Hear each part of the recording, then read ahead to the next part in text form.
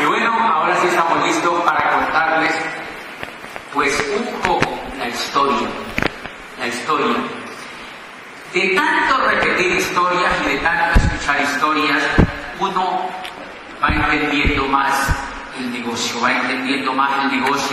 y en el caso mío, a mí me despegó en el negocio las historias, me impactaron las historias. ¿A quiénes le han impactado las historias en el negocio? ¿Ok?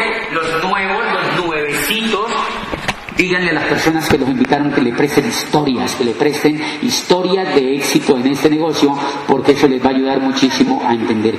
¿Vieron ese video, un poquitico ese video que preparamos para la calificación de doble diamante que se presentó en la Libre Empresa y lo hemos presentado en Europa, en Estados Unidos, en Centroamérica? Le hemos dado vuelta en todas partes a ese video porque es el video pues que estamos usando mientras este humilde PIN pues siga vigente. Entonces lo vamos a usar. Y en ese video, mire que aparece una cosa increíble. En la primera foto aparece Gustavo y Diana y dice abajo: con ellos un día soñamos que íbamos a ser libres. O sea, empezamos a entender.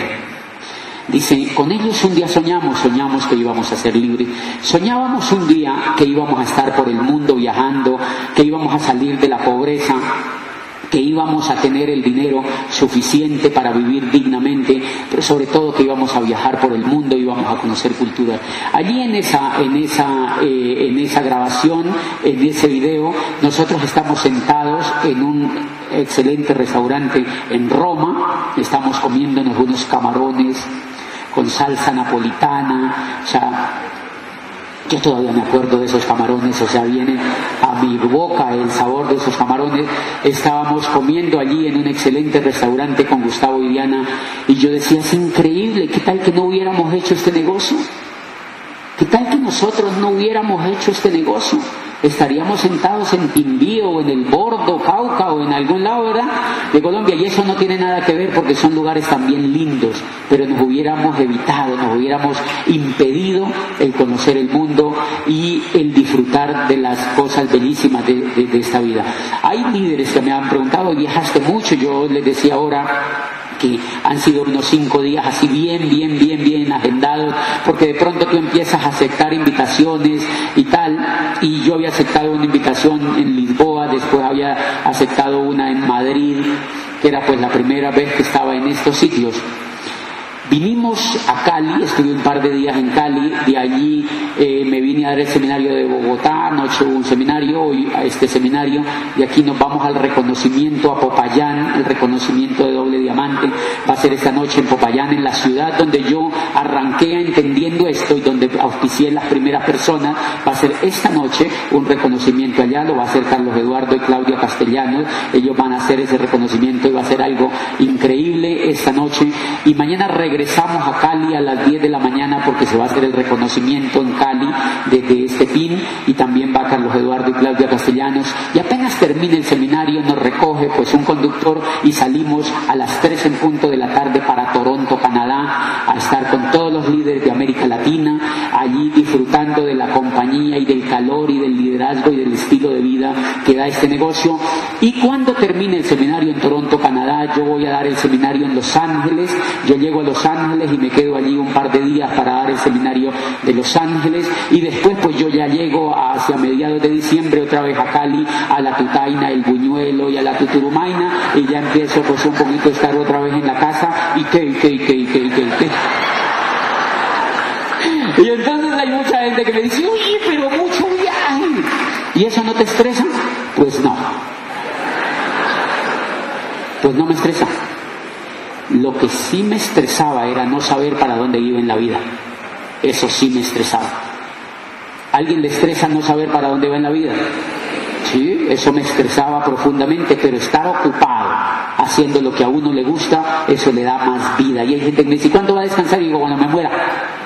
Cuando uno se muera, uno va a descansar muchísimo. Eternamente vamos a descansar cuando nos muramos.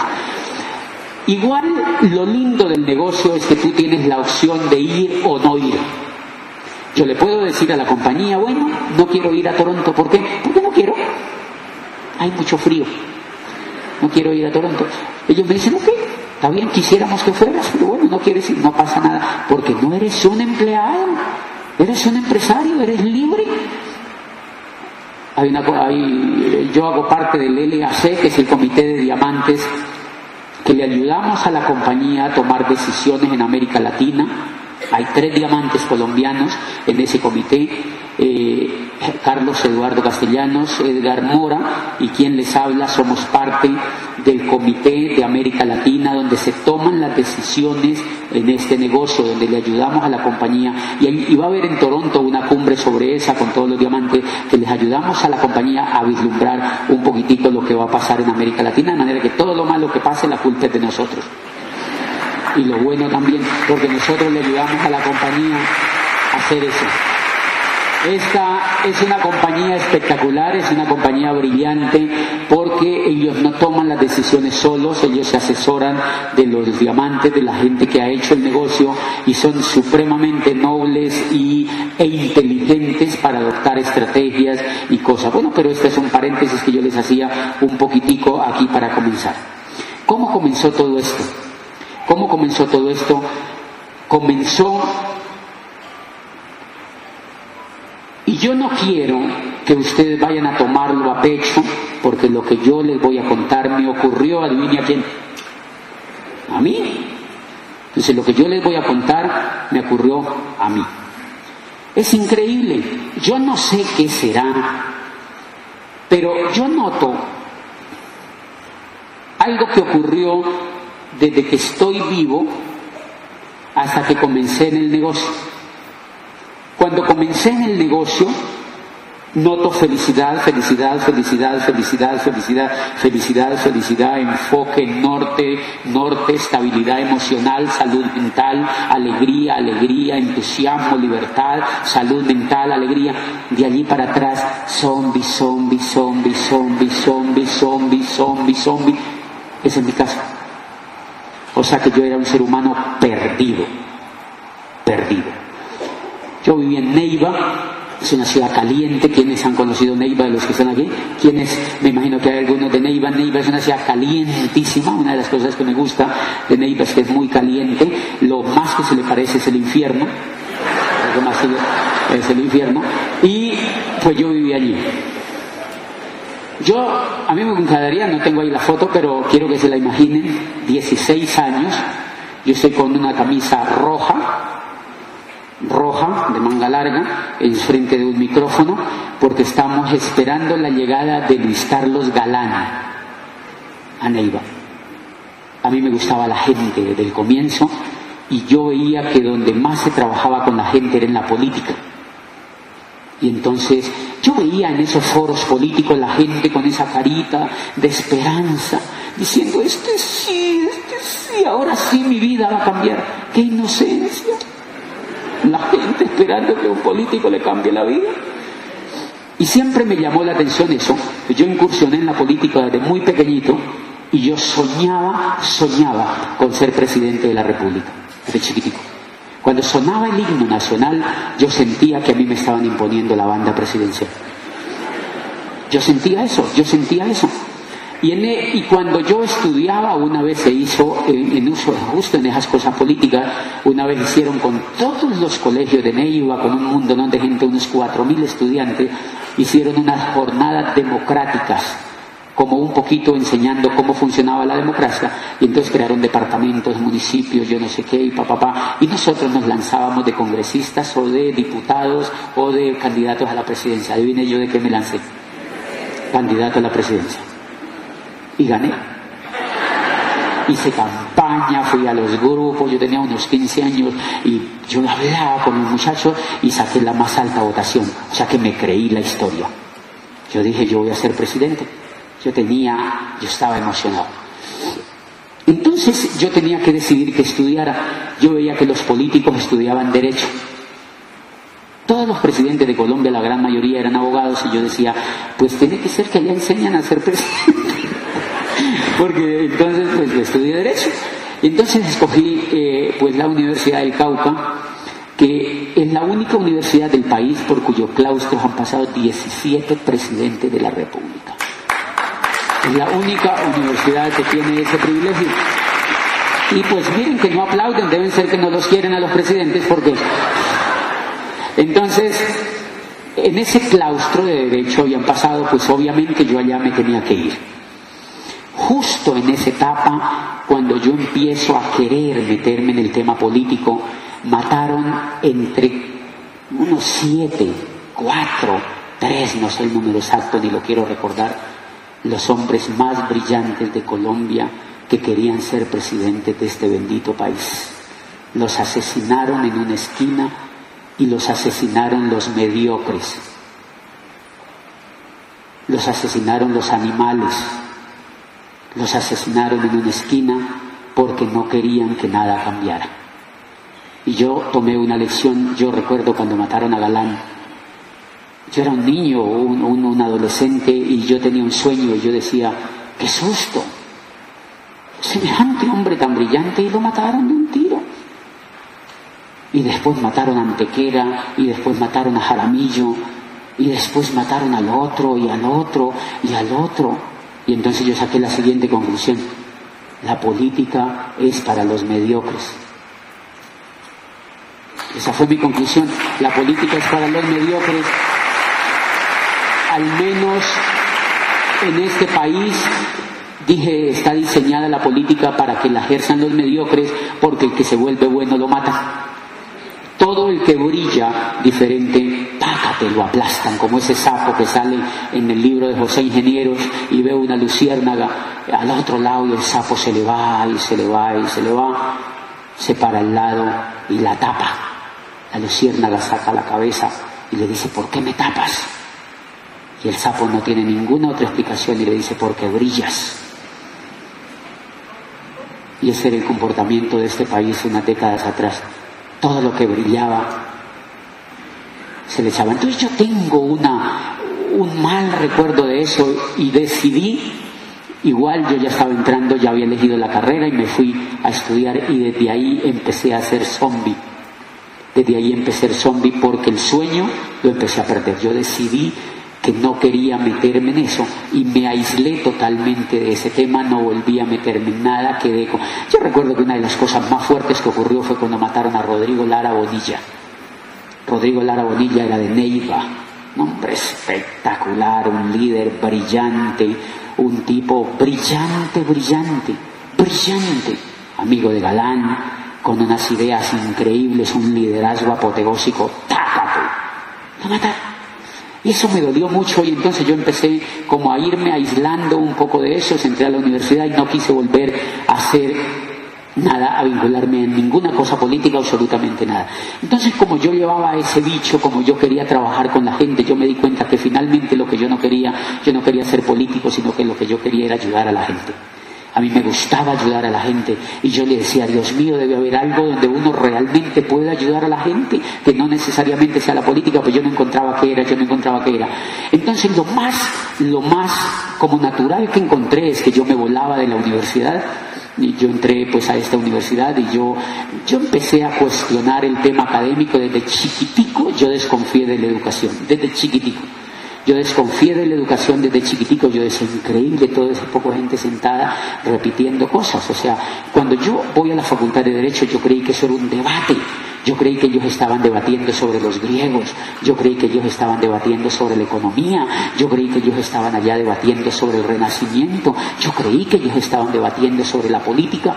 No, los salones parecían salas de cine mudo. Zombies, y de repente yo estaba rodeado de una cantidad de zombies. ¿Tú para qué estudias Derecho? No tengo ni idea. ¿Tú para qué estudias? No, yo no tengo ni idea. Pero es bueno, porque el derecho da dinero, decían los muchachos. Porque la carrera da dinero. Mire, fulano de tal es abogado, tiene mucha plata. Yo decía, zombies. Yo no quiero eso.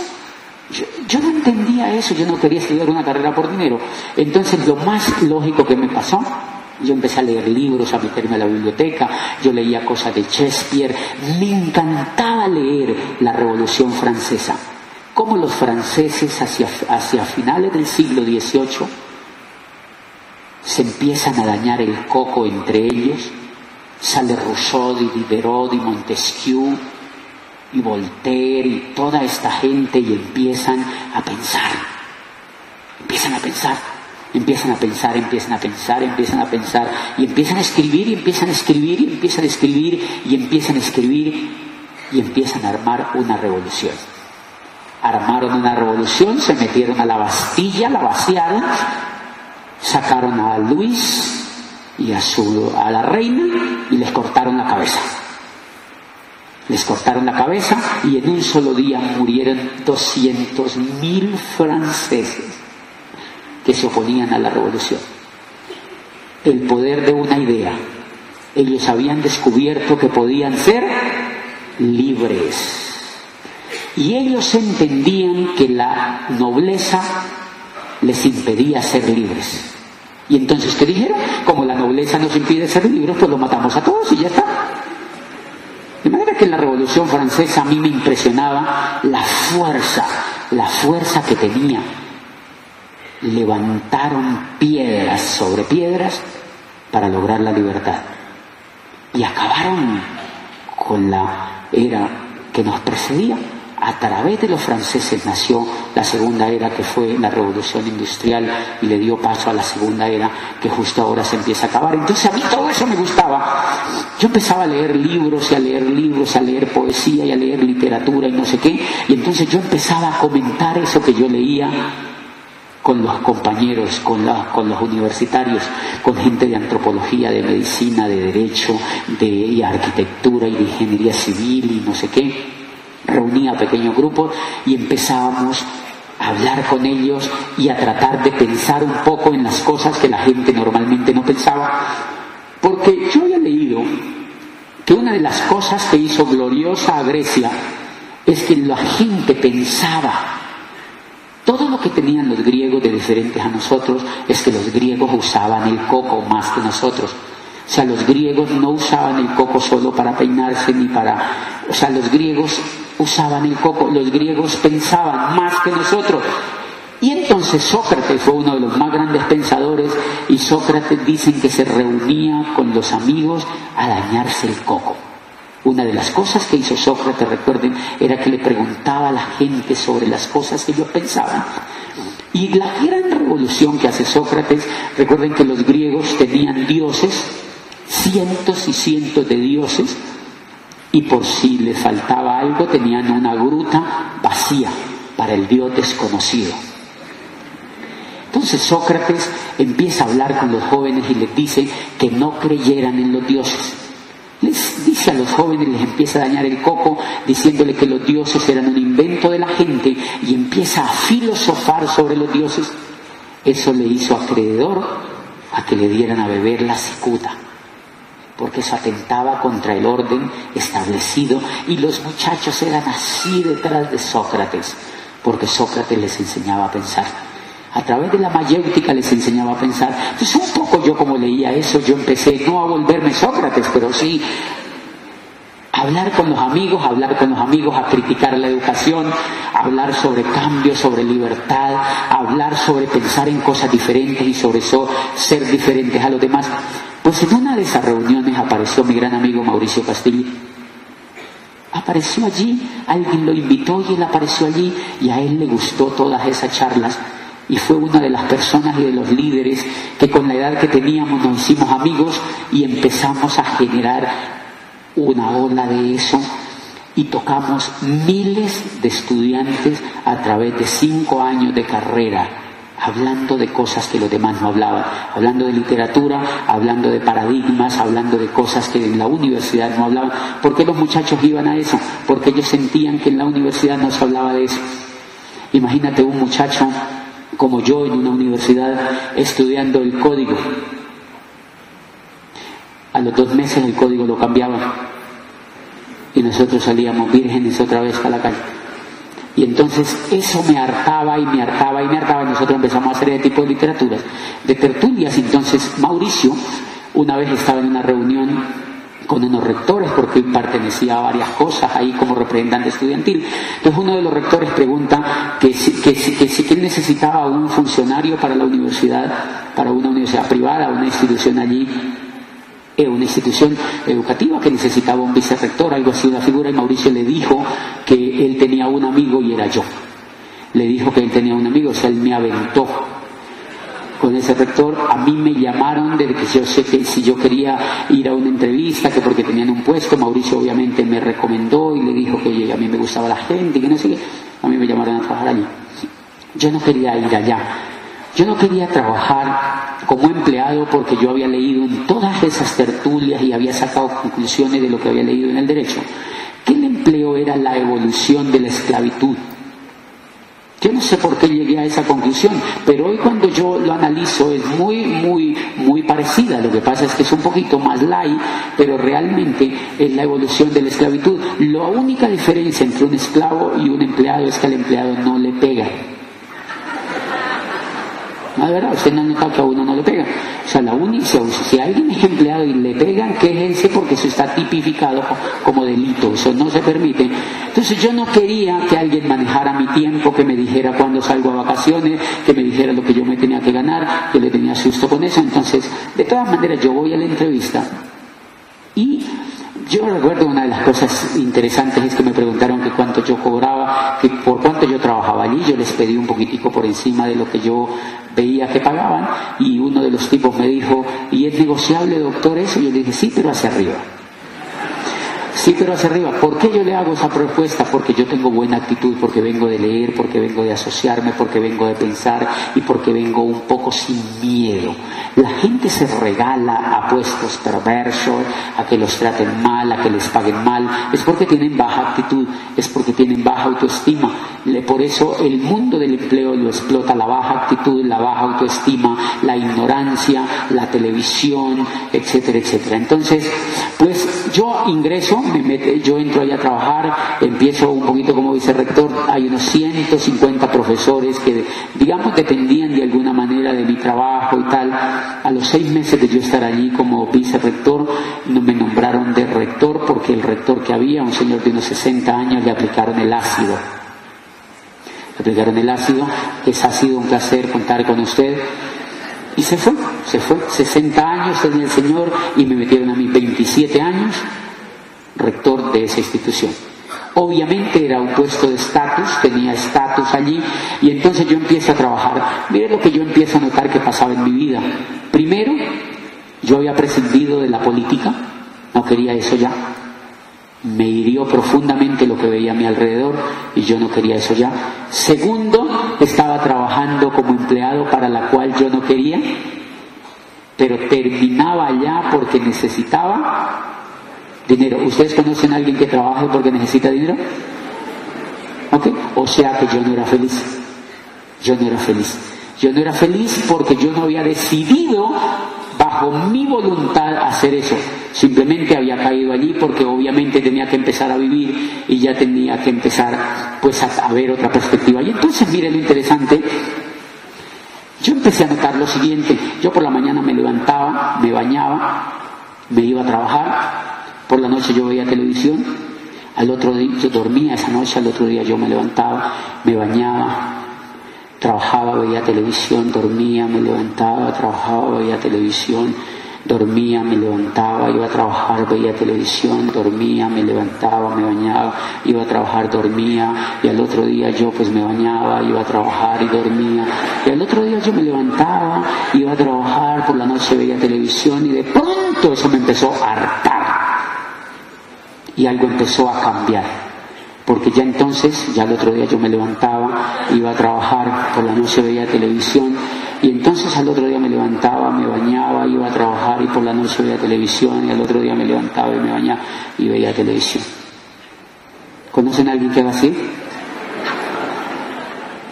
Pues si ustedes conocen a alguien que le esté pasando esto, para esa persona es este negocio. Para esa persona es este negocio. Si hay alguien que se indigne con eso, para esa persona es este negocio. Entonces, yo me empecé a hartar y yo le preguntaba a mi coco, ¿y esto por 70 años? Y el coco me decía, sí, idiota. ¿Para eso lo educaron? ¿Quién lo mandó a educarse así? ¿Para eso lo educaron? Pero yo me resistía a creer que eso era cierto, y me resistía a creer que eso era cierto. Yo soy nombrado rector de esa institución.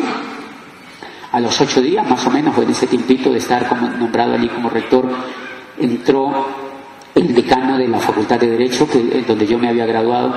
Él era profesor de Ciencias Políticas mío, pero había sido nombrado como decano y yo como rector. Él y yo no éramos muy amigos porque él era comunista.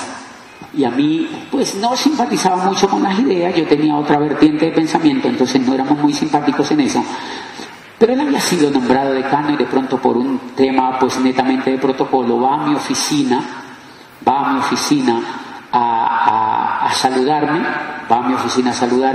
y entonces pues va a saludarme y yo lo veo así sonriente, estaba muy alegre, yo nunca le había visto los dientes. Él no sonreía, de verdad, era una persona que era chévere, pero él no sonreía, y ese día yo lo veo sonriente y le digo, doctor, ¿qué lo trae por acá? Y me dice, no, vine a saludarlo, pero más que saludarlo le vengo a contar una cosa, un negocio. ¿Un negocio? ¿De qué? Y me dijo, no, es un negocio que acabo de entrar, es un negocio de unos productos. ¿Productos? ¿Qué tipo de productos? Me dice, no, son unos limpiadores y no sé qué, y es un negocio espectacular. Y me decía, nos vamos a hacer millonarios, nos vemos en la playa del mundo, nos vamos a hacer millonarios, nos vemos en la playa del mundo, y yo no sé qué. Y yo decía, esto está bien loco. O sea, ¿cuál es playa del mundo? Porque en Popayán uno nunca está familiarizado con las playas, allá no hay playas, y eso a uno no le importa mucho. Playas del mundo. Yo le dije, ¿de dónde es la empresa? Me dijo, es americana. Y yo dije, empresa americana, negocio de productos, y este comunista. O sea, esto es Sodoma y Gomorra.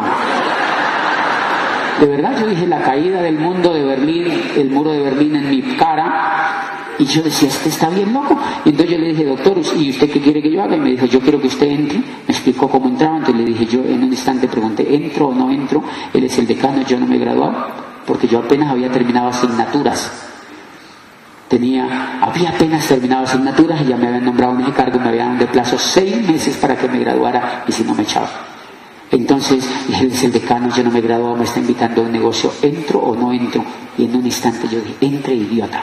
O sea, yo entro y me registré. Y es increíble, apenas yo me registré y ya no me llamaba doctor, sino que él me llamaba socio. Entonces me llamaba y me decía, hola socio. Hola socio, hola socio, y ya yo lo veía alegre, y me decía socio, y en una de esas cosas de socio yo le dije, doctor, pero socio, acuérdese que usted me dice que nos vemos en las playas del mundo, pero yo no me he graduado. Y me dijo, tranquilo socio. Me dijo, tranquilo socio, no se preocupe socio. Le dije, ayúdeme, la gente se demoraba entre 2 y 3 años para graduarse, porque hay que presentar preparatorios y un mundo de cosas y tal.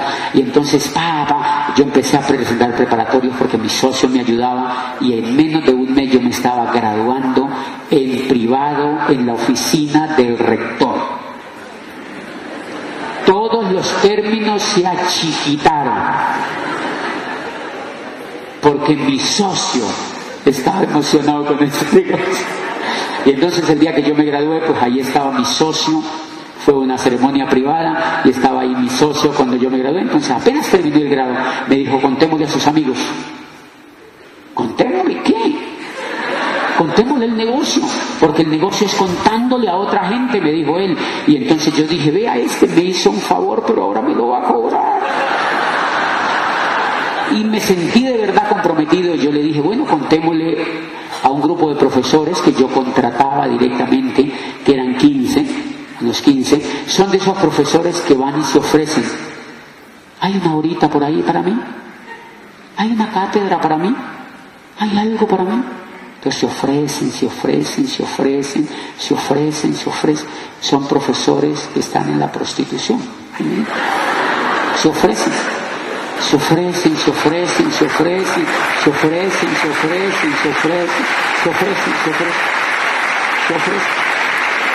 Prostitución académica. Yo contrataba, digamos, 15 profesores así. Entonces yo invité a ese grupo de profesores. ¿Cuántos fueron a la reunión? 16. ¿Qué capacidad de convocatoria yo tenía? Porque si no, no le renovaba el contrato. Fueron 10, se llama liderazgo emanado del poder joder a otro. Y entonces, pues, estos profesores fueron a la reunión y yo recuerdo que el decano sacó un tablero y fue con el amigo que le había presentado el negocio, un ingeniero civil de la misma universidad. Así como verte aquí, una persona alta, se veía exitoso y tal, fueron bien vestidos y le presentaron. Yo no me aparecía en el auditorio, yo era el agente secreto, pues yo veía por un huequito y yo los veía allá y yo decía, ¡ay, qué pena! O sea, ¿qué les iban a decir? Y a mí me daba físico terror, el rector, y metido en esta lleva, o sea, ¡hello! Entonces yo veía así por un huequito y de pronto el decano sacó un tablero y le decía, el negocio es así, y hacía bolas en el tablero y decía, este eres tú, que metes aquí, que te meten aquí, que te metes así, y hacía bolas. Entonces yo veía las bolas y yo dije, o sea que yo, el rector, soy una bola de esas. ¡Qué boludo he sido! O sea, yo me sentía fatal allí atrás. Y entonces de pronto el decano le dice a los profesores, le dice, se tuvo un silencio así como el que hay ahora aquí. Y entonces una profesora le dijo a la otra, profesora Amparo, ¿usted va a entrar a eso? Y la otra se quedó viéndola y le dijo, no, yo no voy a entrar a eso. Entonces la otra le dijo, entremos, colaborémosle al rector.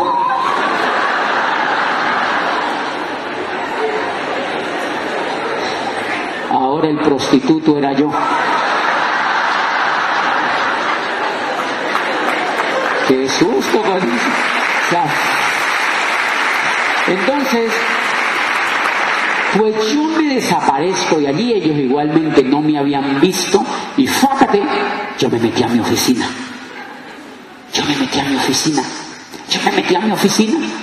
Llevaba décadas sin soñar ya.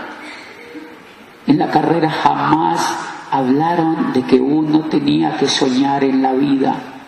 En el colegio jamás yo oí la palabra soñar. En la escuela jamás escuché la palabra soñar. A mí lo que me daba era sueño. Entonces yo había perdido el norte de soñar. Mi mente ya no volvió a soñar y yo me sentía fatal. Yo me sentía completamente no feliz.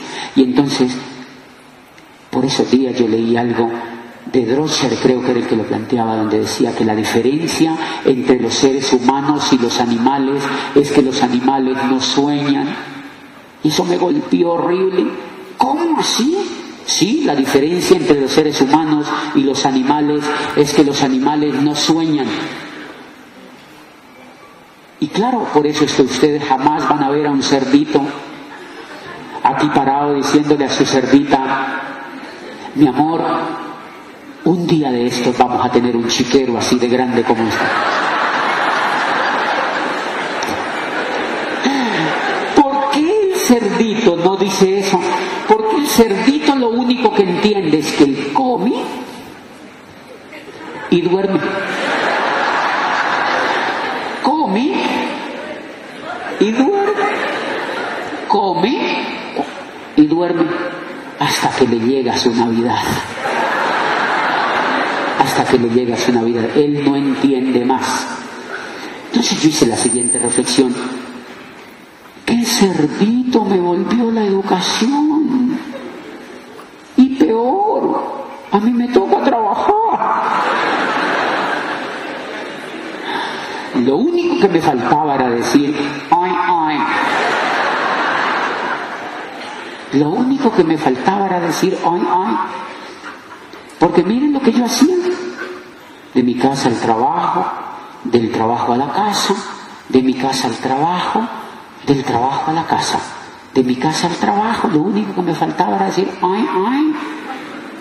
Y entonces eso me empieza a desesperar. Yo me meto a mi oficina después de ver eso y yo tenía un chiquero así de grande, un escritorio gigante y una oficina así. Y me metí allí otra vez. Yo no quise volver a saber nada del negocio. Completé 5 años haciendo eso. ¿Ustedes se imaginan? 5 años haciendo eso. ¡Qué horror! La otra vez le pregunté a un gerente, ¿cuánto llevas tú en tu chiquero? Dijo, no, yo llevo 22. 22 llevaba el sinvergüenza. 22 años. Y entonces yo me meto a la oficina otra vez y empiezo a hacer lo mismo. Yo decía, yo no entiendo por qué yo tengo que vivir haciendo esto, esperando que me renovaran el contrato, con un pago poquito. A mí siempre me faltaba dinero. Y entonces, claro, yo soy el rector, yo vivía en un apartamento de arriendo, un apartamento pequeñito de arriendo, y como yo salgo y voy a trabajar y de noche veo televisión, la televisión me dice que yo necesito casa propia. ¿Qué te dice la televisión? Que tú necesitas casa propia. Televisor, no tengo plata. Te la fiamos. 30 años, cómodas cuotas mensuales. ¿Yo qué? Qué interesante. Listo, pase para acá ese apartamento y compro ese apartamento. Y yo digo que yo ya voy a cumplir 30 años, me están fiando esto a 30 años. Cuando yo termine esto no tengo ni próstata ya. O sea, son toda la vida pagando una casa. Toda la vida pagando una casa, pero yo saco esa casa fiada. ¿Conocen a alguien que sacó una casa fiada? ¿Ok? Entonces yo saco esa casa fiada y yo sigo viendo televisión. Cuando yo voy del trabajo a la casa y veo televisión, estoy pegándome al programa educativo de los pobres. La televisión es el programa educativo de la masa de pobres, de la gente que no entiende, entonces la educan a través de un televisor. Si ustedes van y ven, pobre, televisor grande. De verdad, entre más la gente más pobre, el televisor tiende a ser más grande. Porque ese es el programa educativo de la gente. Yo tengo un televisor grande, pero yo no lo prendo casi. Se ve bonito, es un cuadro ahí. Yo no lo prendo casi, sino veo lo que a mí me da la gana ver, pero no veo nada de lo que antes me embrutecía. Y entonces yo seguí viendo televisión y la televisión te empieza a decir que tienes que comprar. Y claro, yo empiezo a comprar trajes, corbatas, billeteras, regalitos y no sé qué. El sueldo me empieza a faltar. Pero el televisor te sigue diciendo que tú necesitas carro propio. Televisor, pero no tengo plata. Acabo de comprar la casa y es fiada. Te lo fiamos también. Y entonces saco un carro fiado. Ya tenía la casa fiada y ahora saco un carro fiado. Yo sigo comprando y sigo viendo televisión y de pronto voy otra vez y entonces me falta plata. Televisor, no tengo plata. Me dice, tranquilo, tenemos una solución versátil. American Express, Mastercard, Visa, Diners, páselas para acá y empiezo a curar los problemas financieros con tarjetas de crédito. Lindo el negocio. Entonces ya trabajaba para un rico que era el dueño de la universidad. Ahora le tenía que dar la plata que yo me ganaba a otro rico que era el que había construido el apartamento, y después le tenía que dar la plata a otro rico que era el que me había vendido el Renault 9 Personalité. ¡Qué horror! Y después ya le pasaba la plata a otro rico que era el que daba las tarjetas de crédito. Y el único zombie era yo. El único zombie que no entendía cómo funcionaba era la educación, que no sabía cómo funcionaba la economía era yo. ¿Por qué? Por idiota. Porque yo no tenía una información importante, yo no tenía ni idea de la idea que yo tengo hoy. Por ejemplo, la idea que yo tengo hoy, el último libro que me leí, que se llama La conspiración de los ricos. Vea, léanselo los nuevos que vinieron a este negocio hoy, léanselo, se llama La conspiración de los ricos. Y dice literalmente que la educación está diseñada para mantener a la gente pobre. Que la educación está diseñada casi intencionalmente para que la gente nunca entienda cómo funciona la economía. O sea, para que uno sea zombie. A mí me provocaba, yo decía, voy a buscar esos que me hicieron esa maldad. Por eso hay gente que me dice, oye, pero tú cómo hablas de mal de la educación. Yo digo, sí, me estoy vengando, pero porque fueron 35 años de embrutecimiento. De verdad, fueron 35 años de embrutecimiento para que tuviera la mente que tenía cuando conocí este programa educativo. Y entonces yo pues me meto ahí a esa universidad otra vez a trabajar. Yo no entendía nada de esto, me pasa todo este rollo, me endeudo. Cuando yo me doy cuenta, pues yo tenía la deuda de Portugal. Yo ya tenía la deuda de Portugal. ¿Han visto lo que tiene Portugal ahora? Están a punto de rescatarlo. Portugal está totalmente quebrado. Están que lo rescatan porque está quebrado, absolutamente quebrado. Italia está quebrado, España está totalmente quebrado y los están rescatando. ¿Por qué? Porque ellos tampoco entienden. Ellos tampoco entienden. Zombies, gobiernos zombies, Estados Unidos zombie. Pero hay un grupo en el mundo que no es zombie, que dicen ojalá se caiga toda esta economía. Ellos son los que están educados para generar riqueza. La economía es un juego. Lo que pasa es que hay muy poca gente que lo sabe jugar. Y esa gente arma un sistema educativo para que otros se eduquen y no entiendan cómo funciona ese juego. Y si no, háganse la primera pregunta que dice Kiyosaki. ¿No les parece sospechoso que nunca la educación nos haya enseñado sobre el dinero? ¿No les parece sospechoso eso? ¿No les parece sospechoso que nunca la educación nos haya enseñado cómo funciona el dinero? Es muy sospechoso eso, señores, que nunca nos hayan enseñado cómo funciona la economía. La última vez que yo estuve en una facultad de economía hablando en la Universidad Católica de Chile, yo hablé sobre esto. Estaban los profesores y muchos estudiantes de últimos semestres de economía. Y yo hablé sobre todo el problema de la depresión que venía en la economía y de por qué estaba surgiendo esto y de toda la historia de los Estados Unidos y cómo Estados Unidos estaba imprimiendo dinero falso para superar la crisis a punta de dinero falso y la hecatombe que venía económica por todo el rollo del problema del endeudamiento. Entonces un estudiante se levantó y me dijo, ¿y usted es economista? Y yo le digo, no, si fuera economista no estaría parado. Porque los economistas no entienden un carajo de esto. Los economistas tampoco les enseñan eso, porque los economistas son parte del mismo sistema. El economista es un ente que lo educan dentro del mismo sistema para que él hable, como dice Palacio, de la depresión, de la deflación, de la quebrazón. Pero él no entiende, mi no entender. ¿Conocen economistas endeudados? ¿Financistas endeudados?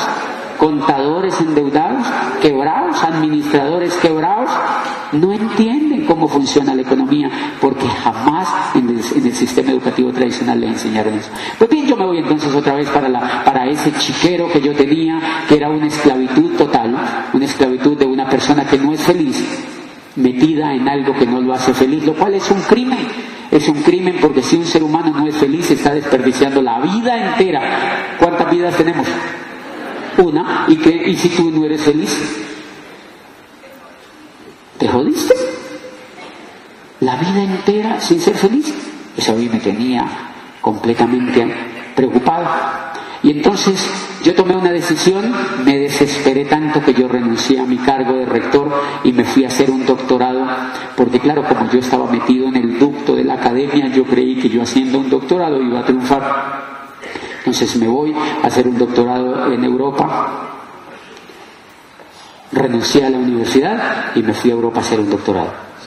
El doctorado era lo mismo que las carreras que yo había hecho, eran meterse 5 años en una cosa en Europa, a que le repitieran una cosa, que sacaran en borrador lo que estaba en limpio en los libros, uno volvía y copiaba, volvía y repetía, y no sé qué, y uno hacía lo que ellos le dijeran, no lo que uno creía.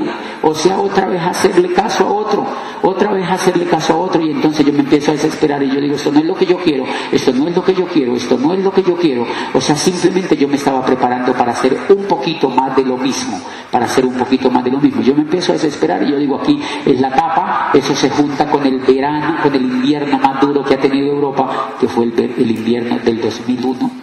Y estoy viviendo cerca de Francia, en la frontera entre Francia y España, y empiezo a sentir que yo estaba perdido. ¿Usted alguna vez se ha sentido perdido? Yo me sentí perdido, yo empecé a llorar y a deprimirme. Yo me deprimía y llegué a pensar que me iba a matar. O sea, yo dije, si esto sigue así, me voy, porque yo no puedo vivir sin ser feliz. Si no soy feliz, no tiene sentido mi vida. Y llevo muchas décadas buscando la felicidad y yo no encuentro algo que me haga realmente feliz. Era mi caso. Yo lloré y no te imaginas lo que lloré. Lloré. Y un día lloré tanto que yo creo en esas cosas. Mi madre murió cuando yo tenía 14 años y un día creo que yo me arrodillé y yo le dije, mami, yo necesito que tú me ayudes. O sea, yo no me quiero matar. O sea, yo necesito que tú... Yo estaba realmente perdido. Yo dije, yo necesito que tú me ayudes, yo no me quiero matar. Entonces, estaba absolutamente perdido. Y yo dije, yo no quiero seguir siendo vacío. Yo no quiero seguir siendo vacío. Yo me sentía vacío, yo me sentía una vasija vacía. Yo sentía que no tenía norte. Yo sentía que yo no le hacía bien a nadie. Yo me sentía inútil. Yo me sentía inútil. Y ya tenía 30 y pico de años. Y yo no era feliz. Y un día me arrodillé y le dije, mami, yo me acordé una foto de mi madre que tenía desde que ella murió, una foto que una tía me regaló mi madre, era maravillosa. Y yo me imagino esa foto. Y yo le dije, mami, yo quiero encontrar en la vida un norte. Y yo recuerdo que yo hice una llamada a Colombia. Yo decidí, la primera cosa que decidí era que yo me iba a volver a Colombia. Que yo me iba a volver a Colombia porque yo no quería seguir perdido. La gente que yo encontraba en Europa, ¿cuánto llevas aquí en España? Me decían, yo llevo 25 años. Un señor de Cali, llevo 25 años. ¿Y qué quieres hacer? No, quiero completar unos 40 años y me vuelvo para Colombia. ¿Por qué? Porque no soy feliz. Me decía, porque no soy feliz. Y yo digo, wow, ¿y entonces por qué estás acá? Porque necesito dinero. O sea que la gente cambia la felicidad por el dinero. Eso me impactó. Ahora que llegamos a Francia, nos encontramos en París con 2 personas en un restaurante. Eran colombianos, se fueron y nos abrazaron. Eran colombianos. ¿De dónde son? ¿Somos colombianos? ¿Cuánto llevan aquí? 25 años llevamos aquí. ¿Qué hacen? Somos plomeros. Yo soy plomero y yo pinto casas. Y están contentos. Bueno, sí vivimos aquí, pero nuestra meta es estar unos 10 años más e irnos a nuestra amada Palmira. Me dijo uno y a mí casi se me vienen las lágrimas. Yo decía, es increíble, la gente botada en el exterior y sin ser feliz. Porque no encontraron algo que les educara la mente para triunfar en su país. Nunca encontraron nada que les educara la mente para triunfar en su país. Este es el mejor país de la tierra, señores. Lo único que nosotros necesitamos es educación. Este es el mejor país de la tierra. Lo único que nosotros necesitamos es educación. Necesitamos despertar los talentos que tenemos escondidos y triunfar en el país donde nosotros vivimos. Este es el mejor país de la tierra. No hay ningún otro sitio en la tierra sino el sitio donde uno ha nacido, donde está la familia, donde están las lentejas, donde está el tomate de árbol, donde están las arepas, donde está el calor de la familia, donde están los amigos, donde está la cultura, donde está lo que hemos creado. ¿Cómo nos vamos abandonando este país dizque buscando la felicidad en otro lado y dejamos tremendo paraíso acá? Pues bien, yo estoy allá, levanto el teléfono y tomo la decisión de que yo me volvía para Colombia, a la Universidad Sedantera, y me dicen, vuélvase para acá. Nosotros queremos que usted vuelva, rector, otra vez. A mí ya estaban a tiro de medicarme, cosas para la psiquiatría, cosas de psiquiatría. Me dio un amigo, porque yo estudiaba psicología, ¿qué es esto? Yo estudiaba psicología de las organizaciones y era un doctorado. Y uno de los tipos con los que yo estudiaba me dijo, yo te veo muy deprimido, tenemos que ir donde un psiquiatra. Me ha dicho psiquiatra. Y ahí mismo dije, yo me voy para país. Primero, la salud mental. El problema mío no era de pepas, era de norte. El problema mío no era de medicamentos, era de tener sentido de la vida. Víctor Frank dice que un ser humano, cuando pierde el sentido de la vida, se enferma mentalmente. Las enfermedades mentales surgen de perder el sentido de la vida, dice Víctor Frank. Por eso ustedes Yo amo este negocio porque recobra el sentido de la vida de la gente. Yo amo este negocio porque veo a la gente feliz. La otra vez estaba en una orientación empresarial y una señora de 83 años se acercó llorando y me dice: Diamante, yo lo quería conocer. Y yo le digo: ¿y qué te tiene tan contenta? Y me dice: me tiene contenta que por primera vez yo he vuelto a tener una esperanza, me dijo la señora. Estoy feliz de que me abracen. Estoy feliz de leer libros, estoy feliz de oírlos a ustedes diciendo que hay un futuro mejor que el que yo había visto allá afuera. Y yo digo, eso es lo que vale la pena de este negocio. Que esa señora recobre la esperanza, que esa señora recobre la esperanza, que esa señora recobre la esperanza. Y bien, cuando yo entendí que me iba a volver para Colombia, yo dije, no tengo ninguna otra solución que ser rector otra vez allá, y por fortuna me ofrecían esa oportunidad. Pero me acordé del decano que me había dicho que Amway existía y que nos íbamos a hacer millonarios y nos íbamos en la playa del mundo y que nos íbamos a hacer... Yo me acordé de eso y dije, eso era guay. Y yo recuerdo que el día que yo me iba a ir para Europa, yo le dije, Mauricio, yo me voy a buscar un sueño. Yo no quiero seguir siendo mediocre en lo que estoy haciendo, yo quiero buscar un sueño. Y yo le dije a Mauricio, si eso no me sale, yo al menos a Amway me meto. Yo me acuerdo que yo te lo dije, pero yo era un zombie, yo no entendía. ¿Te das cuenta la gente que no entiende cómo despreciamos Amway? La gente que no entendemos despreciamos Amway. Yo le dije, si me va mal, al menos en Amway me meto. Y yo recuerdo que el norte lo perdí todo y me acordé de Amway, justo lo que yo le había dicho a Mauricio, y busqué en el directorio de España, Amway España, Hospitalet de Llobregat, en el norte de Barcelona, quedaba el edificio central de Amway España, y me voy para allá. Señorita, yo quiero entrar a este negocio. Yo oí que a mí me han dicho que este negocio es bueno, yo quiero entrar, yo quiero conocer este negocio, yo quiero que usted me presente una persona que sea exitosa en el negocio. La señorita me dijo, esa señorita es de servicio al cliente. Pregunta, ¿ella entiende o no entiende? No entiende. O sea, ella entiende lo que tiene que entender.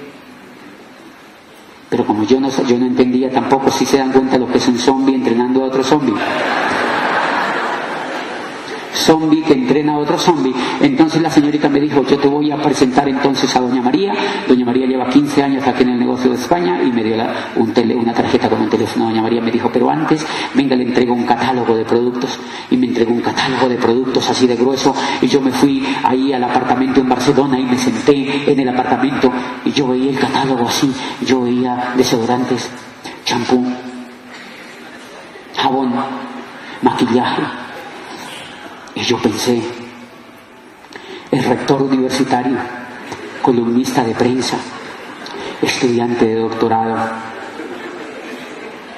y estoy a punto de meterme a la venta por catálogo. ¡Qué susto! Estoy a punto de meterme a la venta por catálogo. ¡Qué bajo he caído! ¡Qué bajo he caído! ¡Qué bajo he caído! ¿Te das cuenta por qué el catálogo mata gente? Escóndanlos. Escóndanlos, porque los buenos talentos, cuando tú le muestras el catálogo, le estás mostrando es la bombilla, no la libertad. Por eso es que lo zombiquea de entrada. Por poco y me zombiquea ese catálogo. Igual yo no tenía otra opción, cogí el teléfono y llamé a doña María. Y doña María me dijo, nos vemos mañana. Yo creo que doña María, cuando yo la llamé, casi se orina. Imagínate que un estudiante de doctorado te llame para entrar al negocio de Amway, al que cual supuestamente tú tienes que perseguir a la gente para que entre. Y entonces nos vimos a las 5 con doña María y ella me invitó a la casa. Y yo fui a la casa de doña María y doña María me presentó a su esposo y a los niños y me decía... Cada que yo iba me mostraban la página de Amway, el computador, y me mostraban la página. Yo veía champú, desodorante, maquillaje, blanqueadores, detergentes. O sea, yo veía era la bombilla. Y entonces cada que yo iba me daban maní. Y yo comía maní. A los 8 días yo iba, me daban maní. A los 3 días me daban maní. Y yo llegué a pensar y yo dije, ¿será que el negocio de Amway es comiendo maní? porque me daban maní, me mostraban ahí la página, me daban maní, me mostraban ahí la página. Yo recuerdo que el Señor decía, este negocio va a explotar, este negocio aquí va a explotar, esto va a explotar, esto va a explotar, este negocio va a explotar, esto aquí en España va a explotar, esto aquí le estamos dando increíble, le estamos dando durísimo, este negocio va a explotar, esto va a explotar, esto va a explotar, esto va a explotar. Recuerden que era año 2001, acababan de caer las Torres Gemelas, había explotado un tren en Londres, había explotado otro en España y todo estaba explotando. Entonces yo dije, ¿qué tal que esto explote aquí también conmigo? Yo mejor me voy, volteé la cola y me vine para Colombia otra vez. Yo recuerdo que uno de los primeros impactos en España, cuando yo llegué allí a hacer ejercicio a una máquina de gimnasio, y una niña linda de 20 años me atendió y era instructora. Yo dije, ¿cómo se usa esta máquina? Ella me dijo, pues muy sencilla, tú te agarras de aquí, pones aquí el culo y ya está.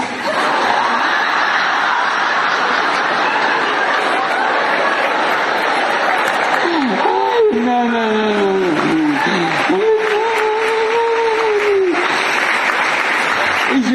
Y yo decía, oye, tan linda y tan grosera. ¡Qué grosera! Y ahora que yo estaba en España les hacía esa historia y para ellos es normal.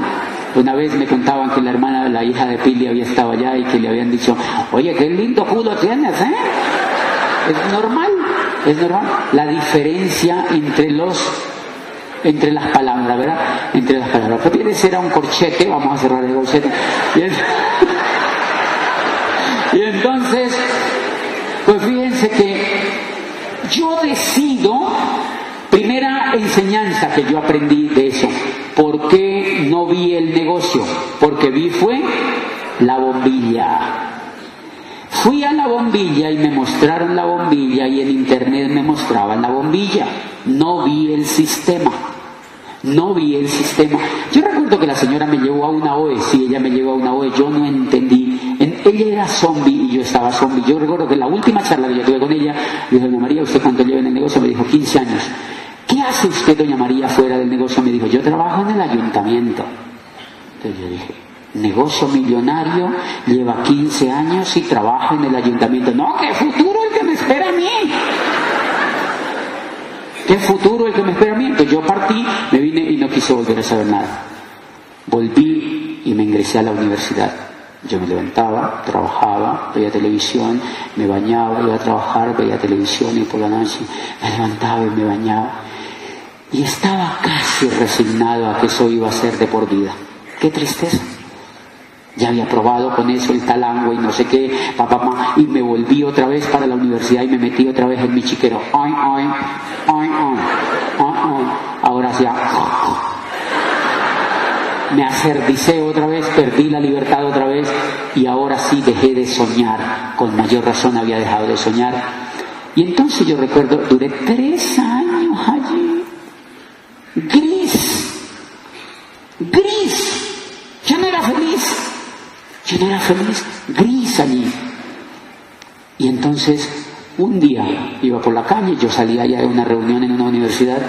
Yo les quiero hacer la primera pregunta. ¿Ustedes conocen gente que tengan puestos y no sean felices? Tienen que contarles este negocio. La gente, después de que descubra de qué se trata Amway y que Amway da felicidad porque uno encuentra el norte a través de la educación, esto no lo para nadie cuando la gente entienda por allí el negocio. Entonces un día yo salí de la universidad cuando veo a Gustavo Ramírez que iba pasando por la otra cuadra. Señores, y yo lo había visto en la época del decano. En una de las reuniones que el decano me había llevado, él estaba ahí sentadito, estaba jovencito, ahora ya está calvo. No, mentira, pero estaba jovencito y estaba allí porque él es el mejor amigo que yo he conocido. Es espectacular como ser humano y como amigo, pero en esa época no éramos amigos y él estaba ahí sentadito, así como es él, respetuoso, tranquilito, y estaba ahí. Yo no era amigo de él. Lo vuelvo a ver entonces allí, le digo, hola Gustavo, me dijo, te andaba buscando, así como él camina, así, te andaba buscando, me dijo así. Así no lo han visto que él camina como una lorita, ¿sí me entienden? Así. Sí, él es tan lindo, o sea. Y entonces me dijo, te andaba buscando. Y yo le dije, ¿para qué? Me dijo, tengo algo que contarte. Esa frase logró la libertad mía. Por eso siempre tienes que decir esa frase. Tengo algo que contarte. Tengo algo que contarte.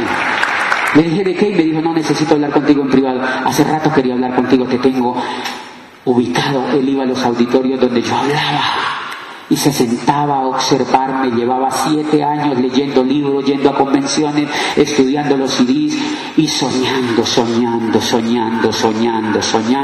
Un día vamos a ser libres, se decían, pero no sabían cuándo. Había aprendido a capturar buen talento y me veía allá en tarima, hablándole a los estudiantes y decía, ese es bueno, pero está perdido. Que él dice que él pensaba, él es bueno, pero está perdido. Él es bueno, pero él está perdido. Porque él se había educado. Y entonces al otro día va a la oficina mía y me contó ahí, yo no recuerdo ni qué me dijo, pero me dijo, si tú te haces diamante, te haces libre y te van a invitar a todo el mundo a que tú ayudes a otras personas a que se hagan libres. Algo así me adobó y me dijo, y eso hizo clic. Y yo le dije, ¿en serio? Me dijo, sí. Yo le dije, ¿usted se va a hacer diamante? Y yo le vi en la cara que eso era verdad, porque los ojos no mienten. Por eso es que uno tiene que estar seguro y entender qué es lo que está haciendo, porque el otro a uno le está viendo la cara. Y entonces yo le dije, chóquela, a mí me gusta eso, yo también me voy a hacer diamante. La chocamos y yo sentí una alegría, yo no entendía un carajo, pero yo sentí una alegría. Y entonces yo me volví, me senté ahí en mi escritorio. Y como a los 2 días, al otro día, Gustavo llegó con unos cassettes. Y el primer cassette me dijo, escuches esto. Y él me decía, ¿se escuchó los cassettes? Y yo, no, mañana. ¿Se escuchó los cassettes? No, mañana. Hasta que plum, puse uno. Primer diamante en Colombia. De Alejandro Hillera. Primer diamante en Colombia era la de Alejandro Hillera. Y ese CD decía, yo hice este negocio porque yo no quería terminar donde todo el mundo termina. Si tú quieres terminar en un lugar diferente, tienes que hacer algo diferente, decía ese muchachito allí. Yo decía, claro, eso es verdad, decía yo, eso era lo que yo hablaba siempre. Y yo empecé a aislar las cosas y cogí el otro CD y era, de nada sirve la técnica si no hay perro. De nada sirve la técnica si no hay perro, decía Sergio Rivera. Los seres humanos somos como los animales genéticamente programados y no concebimos que podemos hacer una cosa diferente. Y yo decía, yo no tengo un perro, yo tengo un rinoceronte que me persigue. ¿Dónde está? Yo me empecé, ¿tiene más? Y me dijo, sí, tengo otro. Rolando Josué, que mar carabelas. Era de Centroamérica, se había salido de una multinacional, se había hartado de lo mismo y se había hecho esmeralda en el negocio. ¡Esa es mi historia! Y eso me tocó profundamente. Yo, wow, ¿tiene más? Me dijo, no tengo más. Segunda enseñanza, tienes que tener hartos CDs. Hartos. No sé dónde rayos los vas a meter, pero tienes que tener hartos CDs. Cuando encuentres un diamante, él te va a pedir hartos. Y entonces yo le dije, ¿no tienen más? Me dijo, no. Como yo ya estaba emocionado, yo ya había... Entonces le dije, ¿tú te acuerdas del decano? Me dijo, sí. Le dije, vamos a la casa del decano. Me dijo, ok. Y entonces fuimos a la casa del decano y salió la esposa. Me dijo, nosotros ya no estamos en el negocio, nosotros nos salimos, era un programa educativo increíble, no sé qué, Y me dijo, yo le dije, ¿y por qué tú me preguntas? Y le dije, porque yo acabo de entrar. Casi la mato, ya bueno, ya estaba muerta igual en el negocio, pero yo le digo, porque yo acabo de entrar con Gustavo y ahora sí me gustó esto. Hacía 10 años me habían auspiciado él, 9, 8 años, y entonces le dijo, no, nosotros nos rajamos, nosotros nos volvimos, el programa educativo era increíble. Nos quedó una caja de material educativo. ¿Qué les quedó? Una caja de cassette, tráigala para acá. Y me ha aparecido con una caja de cassette así de grande. ¿Cuánto vale? Le dije yo. Me dijo, eso era carísimo. ¿Cuánto vale? Me dijo, no, yo no me acuerdo. Le dije, yo me la llevo mientras se acuerda, hasta el sol de hoy. Hasta el sol de hoy yo me llevé esa caja para mi casa. Señores, si quieren que les diga una cosa, con esa caja llegué a diamante. Con esa caja llegué a diamante, me metí a un carro y empecé a meter. Luis Costa estaba allí, Luis Costa, Miguel Aguado, Ángel de la Calle, Tato Lizardo y Mario Orsini. Diamantes, y todos hablaban de libertad, de esperanza, de prosperidad, de familia, de trabajo en equipo, de idearse cosas nuevas, de romper paradigmas, de ser diferentes, de romper esquemas, de educarse, de leer. Y yo, increíble, yo me leí esos 180 audios. Yo me sentía como el Challenger, así que le sale humo así por debajo. Me pedí una marihuanada con eso, increíble. Sí, yo me sentía así volando. Y yo empecé a ir donde mis amigos. Tengo algo que contarte. Lo mismo que había hecho Gustavo.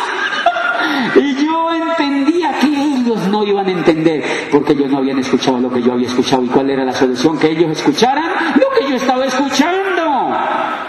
No que vieran la crema de dientes.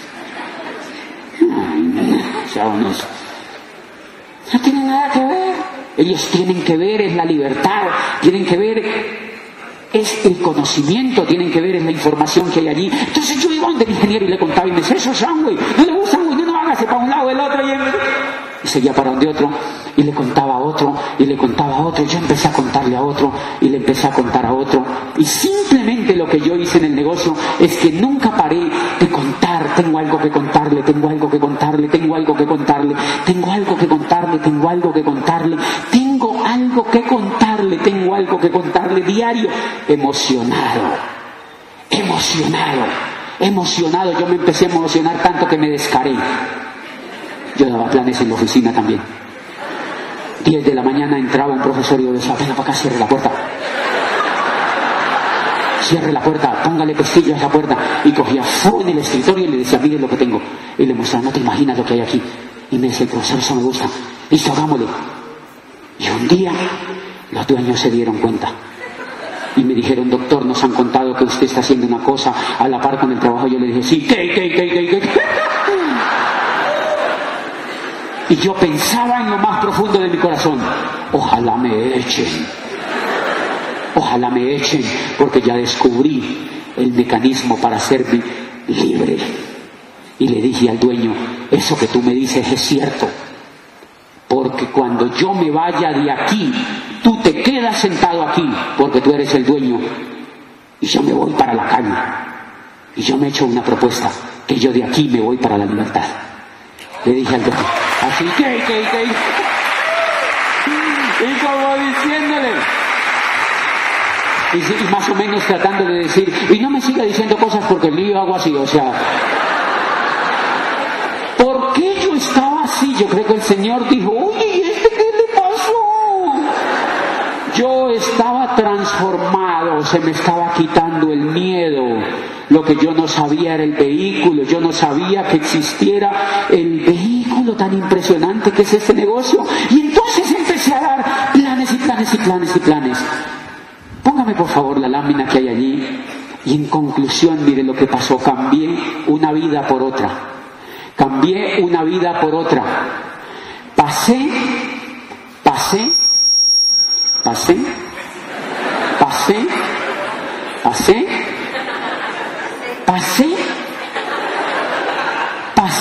si no hago este negocio, miren lo que me había pasado. Se llama, denle la otra, por favor, Alejandro. Ayúdame, denle la que sigue, por favor. Miren, si no hago este negocio, llegaría al último día cuando la magnífica canción de tu vida tenía que cantar, sigue en silencio en tu interior. A llegar al final de tu vida sintiéndote feliz y realizado porque lo has aprovechado todo al máximo y has gastado todos tus talentos, tus mayores recursos y lo mejor de tu potencial desempeñando un gran trabajo y llevando una vida poco común como la vida de los diamantes de este negocio. Si no hago este negocio, si no hago este negocio, había llegado al último día sin haber experimentado el poder natural que posee uno para crear una gran obra y alcanzar grandes logros.